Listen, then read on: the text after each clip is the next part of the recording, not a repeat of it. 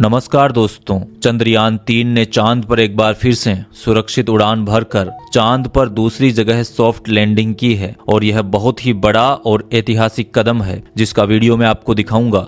क्या आपने कभी चांद से उड़ान भरने का वीडियो देखा है? YouTube पर कभी आपके सामने ऐसा वीडियो आया है? निश्चित ही नहीं आया है, क्योंकि ऐसा कारनामा करने वाला आज तक दुनिया में कोई भी देश नहीं है जिसने चांद से वापस उड़ान भरने का कोई वीडियो बनाया हो। पूरी दुनिया का एकमात्र यह ऐसा वीडियो है जो चांद की सतह से यान के वापस उड़ान भरने का है। इससे पहले अमेरिका या कोई भी अन्य देश चांद से ऐसा वीडियो कभी नहीं बना पाए, यानी कि उन्होंने वहां उड़ान भरी या नहीं इसका कोई भी प्रूफ दुनिया के पास नहीं है। लेकिन भारत के इसरो ने दुनिया को यह दिखाया है और उसका वीडियो भी जारी किया है जो पूरी दुनिया में वायरल है। इसरो ने यह जानकारी दी है कि विक्रम लैंडर ने पहले चांद की सतह से उड़ान भरी और फिर उसकी दूसरी जगह सुरक्षित लैंडिंग भी हुई है। वीडियो में आगे बढ़ें इससे पहले चैनल को सब्सक्राइब जरूर कर लें। इसरो का कहना है कि विक्रम की दोबारा उड़ान भरना और सॉफ्ट लैंडिंग करना इसलिए अहम है क्योंकि इससे मिशन के सैंपल लेकर लौटने की उम्मीद बढ़ गई है। यहाँ पर आपको बता दें कि चांद पर अगले 1 से 2 दिन में अंधेरा छाने लगेगा और फिर विक्रम लैंडर और प्रज्ञान रोवर को अगले 15 दिन अंधेरे में ही गुजारने होंगे। दरअसल चांद पर एक दिन धरती के 15 दिन के बराबर होता है। 23 अगस्त की शाम को चंद्रमा के दक्षिण ध्रुव पर चंद्रयान-3 की ऐतिहासिक लैंडिंग हुई थी। इसरो के मुताबिक चांद पर लैंडिंग के लिए ऐसा वक्त चुना गया था जब दिन की शुरुआत हुई थी। इसका मतलब यह है कि अगले 15 दिनों तक विक्रम लैंडर और प्रज्ञान रोवर को अवसर मिल सके जिससे चंद्रमा की जानकारी जुटाने के लिए उन्हें 15 दिन का समय मिल जाए। इसरो ने एक वीडियो शेयर किया है और उसके साथ जानकारी देते हुए यह कहा है कि विक्रम ने चांद पर एक बार फिर से सॉफ्ट लैंडिंग की है। अपने मिशन के उद्देश्य से भी आगे विक्रम काम कर रहा है। उसने एक और सफल प्रयोग को अंजाम दिया है।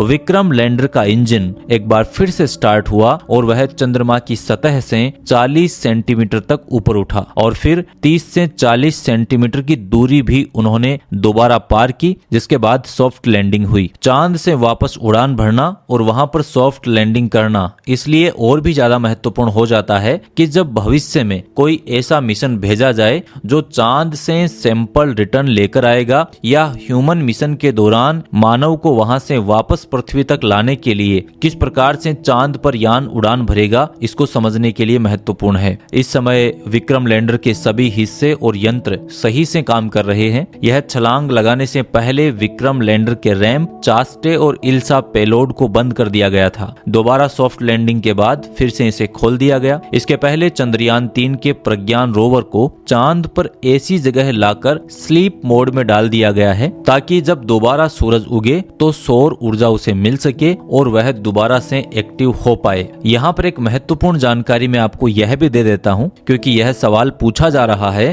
कि चंद्रयान दिन में ही काम करता है तो फिर दोबारा जब चांद पर दिन होगा तो क्या वह दोबारा एक्टिव हो सकेगा? तो इस पर इसरो का कहना है कि चंद्रयान के लैंडर और रोवर में सोलर पैनल लगे हैं जो सूरज की रोशनी में ही चल सकते हैं। इसलिए यह जरूरी है कि उसे सूर्य का प्रकाश मिले। यदि सूर्य का प्रकाश नहीं मिलता है तो उसके सोलर पैनल कुछ ही घंटे तक काम करेंगे, क्योंकि चांद पर रात्रि के समय बहुत ज्यादा ठंड हो सकती है जिससे यह पैनल्स और इसके इलेक्ट्रॉनिक्स पार्ट खराब होने की संभावना है।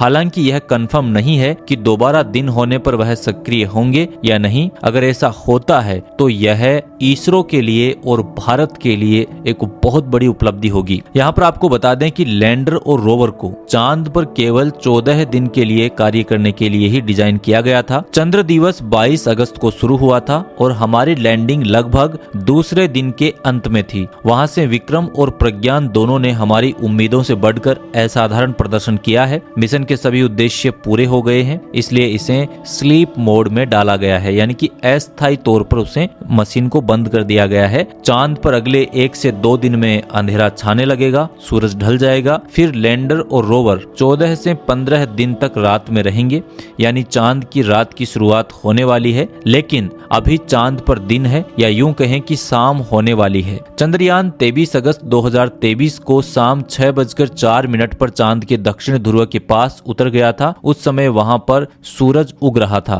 इसरो की प्लानिंग थी कि चांद के जिस हिस्से पर लैंडर और रोवर उतरे वहां अगले 14 से 15 दिन तक सूर्य की रोशनी पड़ती रहे, यानी अभी वहां पर दिन है जो अगले 1-2 दिन ही और रहेगा, उसके बाद अंधेरा होने लगेगा। सूरज की रोशनी लैंडर और रोवर पर नहीं पड़ेगी, इसलिए उसे पहले ही बंद कर दिया गया है। ऐसा इसलिए किया जा रहा है ताकि पहले ही बैटरी को पूरी तरह से चार्ज करके सिस्टम को बंद कर दिया जाए, ताकि बाद में जब जरूरत पड़े तो उसे फिर से ऑन किया जा सके। इसके साथ ही एक और महत्वपूर्ण खबर यहाँ पर मैं आपको बता देता हूँ। भारत के पहले सौर मिशन आदित्य L1 ने धरती की ऑर्बिट से दूसरी ऑर्बिट में छलांग लगाई है।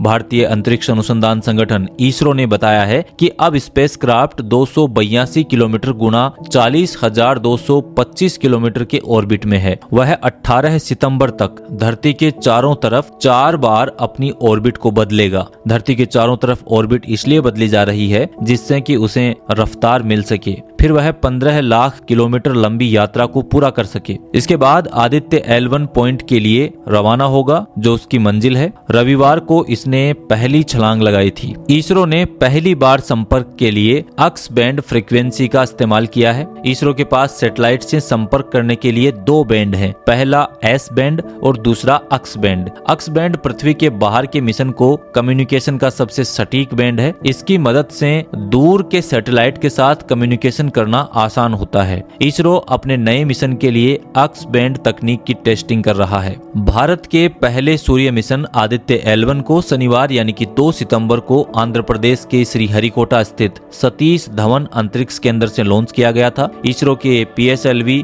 C-57 रॉकेट की मदद से पृथ्वी की कक्षा में स्थापित किया गया। इसका शुरुआती ऑर्बिट 235 किलोमीटर गुना 19,000 किलोमीटर का था। L1 पॉइंट धरती से 15 लाख किलोमीटर दूर वो स्थान है जहां सूर्य और पृथ्वी एक दूसरे के गुरुत्वाकर्षण को बेअसर कर देते हैं, जिससे वस्तु बहुत कम ऊर्जा खर्च करके यहाँ बनी रह सकती है। भारत के इस सूर्ययान को पृथ्वी से L1 पॉइंट तक पहुंचने के लिए कुल 125 दिन का सफर तय करना बाकी है। तो उम्मीद करता हूँ इसरो के द्वारा जारी इस प्रकार की जानकारियों से आपका सीना गर्व से चौड़ा जरूर होता होगा। उम्मीद करता हूँ ये जानकारी आपको जरूर पसंद आई होगी। अगर यह जानकारी आपको पसंद आई है तो आप इस वीडियो को लाइक कर सकते हैं, शेयर कर सकते हैं और चैनल को यदि आपने सब्सक्राइब नहीं किया तो जरूर करें। मिलते हैं अगले वीडियो में, तब तक के लिए नमस्कार। जय हिंद, जय भारत।